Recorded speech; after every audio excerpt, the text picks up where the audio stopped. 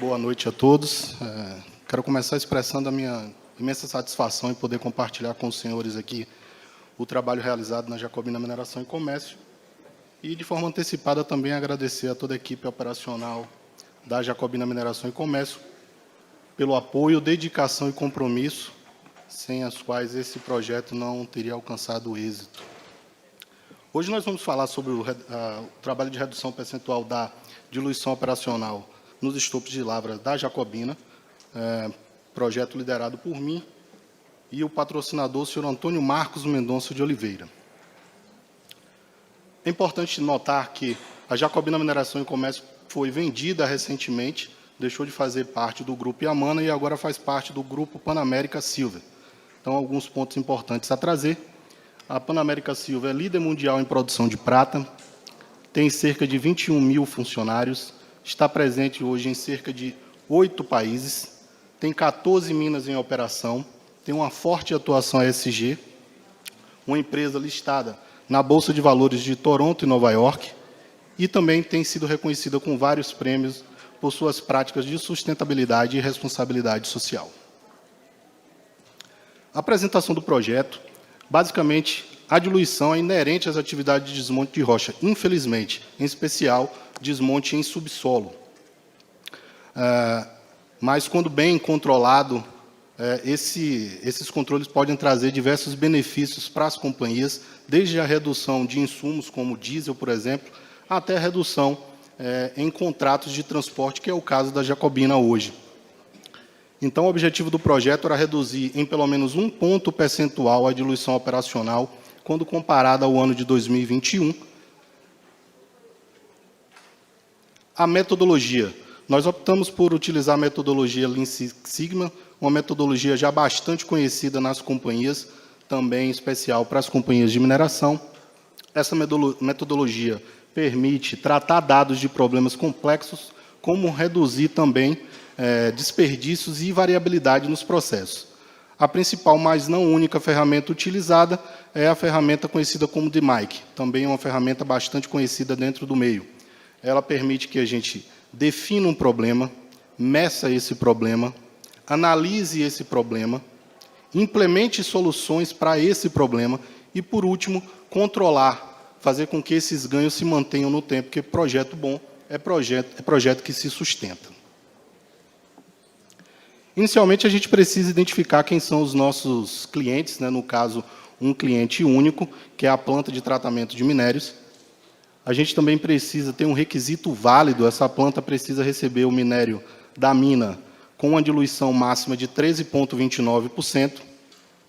A gente também precisa criar um plano de coleta de dados, a gente precisa estabelecer, por exemplo, uma frequência. A gente estabeleceu que pelo menos 70% dos blocos de lavras precisariam passar por algum tipo de escaneamento, bloco de lavras programados, tá? A gente também precisava estabelecer onde esses dados seriam tratados, no caso, software Excel ou Minitab, e a gente também precisava definir qual equipe faria esse levantamento de dados, no caso, a equipe de topografia, que está fora do guarda-chuva da gerência de mina. Na parte de desenvolvimento, a gente começou fazendo um mapeamento de processo, desde a perfuração para a produção até as atividades de cabeamento para controle de diluição. Nesse momento, foi possível constatar que o cabeamento era a parte mais sensível. Meu colega aqui da Ferbasa fez uma apresentação muito boa no início do dia, dadas as oportunidades que nós tínhamos de padronização. Dentro do campo de perfuração, a gente também viu a possibilidade de se reduzir o diâmetro de perfuração, que, à época, era de 89 milímetros. A gente também viu a oportunidade de testar um cabo diferente do que a gente utilizava também, à época, era um cabo liso. Essas foram algumas das oportunidades que nós vimos. Embaixo, a gente tem um fluxograma do processo de cabeamento, é um fluxograma bastante simples, como os senhores podem notar.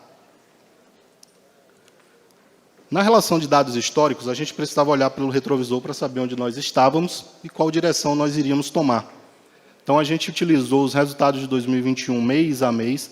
A gente pode observar que nós tivemos resultados bastante promissores, janeiro com pouco mais de 7,6% de diluição. Todavia, nós tivemos também resultados muito ruins. Em agosto, nós tivemos mais de 23% de diluição. isso demonstra que o processo está instável, uma grande variabilidade. Com esses dados também foi possível identificar em quais minas essa diluição era mais contundente, onde ela aparecia com mais frequência. Ficou fácil de verificar que a gente sofre mais na mina de Canavieira Central e na mina de Morro do Vento Sul. As minas do Complexo Jacobinas estão bem espalhadas, tá?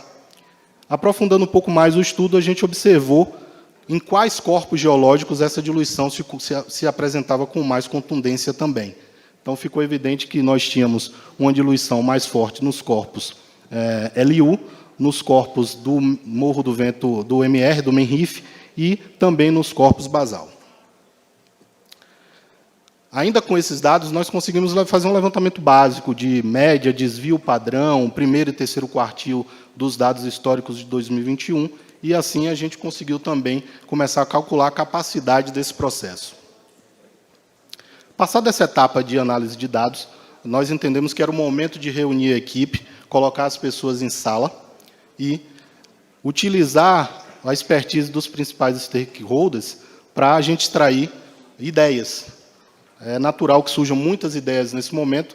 Nós fizemos um pré-filtro logo após o final do nosso Kaizen, foi a metodologia que nós usamos, e, num segundo momento também, nós utilizamos uma simples matriz de esforço e impacto para a gente definir qual que seria nosso raio de ação principal. Então, a gente entendeu que no quadrante verde seriam as ações consideradas prioritárias, no quadrante azul, ações que poderiam ser avaliadas num outro momento, até chegar no quadrante vermelho, que seria o quadrante em que estariam as ideias que exigiam um grande esforço, muitas vezes investimentos vultuosos. Já de posse daquelas ações já classificadas dentro da matriz de esforço e impacto, aqui tem um plano de ação bem simples, contendo o nome da ação, o responsável, a data, qual o status atual. Então, nós tínhamos ações aí para todas as áreas, operação de mina, manutenção, equipe de geotecnia, tínhamos atividades para todas as áreas e, assim, nós continuamos as nossas atividades.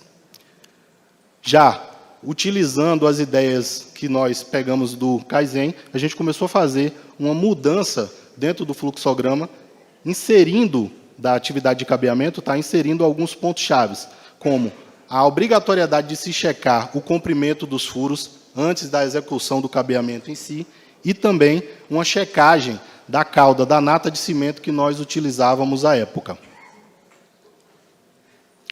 Mais uma evidência da mudança, isso já dentro do nosso padrão de processo. A gente, como eu disse, entendeu que era importante reduzir o diâmetro, que à época era 89 milímetros, nós reduzimos para 64 milímetros o diâmetro de perfuração, como também inserimos, como eu disse, a obrigatoriedade da checagem dos furos, porque em algum momento desse estudo nós observamos que havíamos, em vários momentos, furos com comprimento aquém daquele de projeto.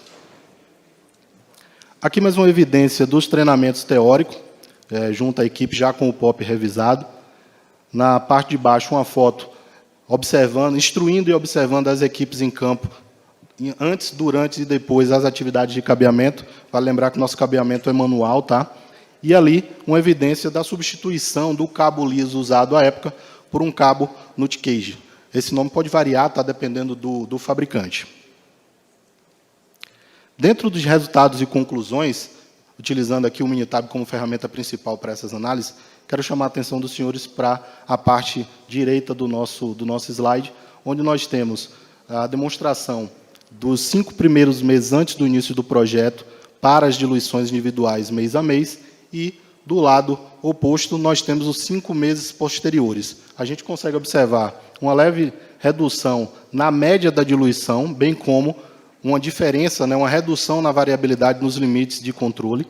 A mesma coisa ocorre com o gráfico de baixo. E do lado esquerdo, a gente consegue ver mais claramente os números. Apesar da resolução não estar muito boa, mas do lado esquerdo nós tínhamos antes uma média de 13,39% de diluição nos 5 primeiros meses antes do início do projeto, e no lado oposto, imediatamente oposto, nós conseguimos, nos 5 meses subsequentes, reduzir para 11,8% a diluição. Para fechar aqui, resultados e conclusões, nesse slide aqui em especial, nós temos já uma atualização, a gente pegou o mês de dezembro, tá, como fechamento. Nós tínhamos, né, à época do budget de junho a dezembro de 2022, cerca de 1.600.000 toneladas de minério a ser movimentada, com uma diluição programada de 15%. Vocês viram que a gente obteve um resultado de 12,39%, já considerando dezembro nesse cálculo, e essa diferença de 2,61% significa mais de 42.000 toneladas que deixaram de ser movimentadas, material oriundo de diluição. Considerando o preço à época também, um custo de 17,76 dólares por tonelada movimentada, nós projetamos até dezembro um custo evitado de 752 mil dólares, algo em torno de 3,5 milhões de reais. Esse projeto finaliza agora no mês de junho, é um projeto com um range de 12 meses. Bom, pessoal, era isso que eu queria apresentar de forma bem resumida para os senhores. Quero novamente agradecer pelo tempo, pela dedicação e se manter atentos aqui até esse horário. Muito obrigado.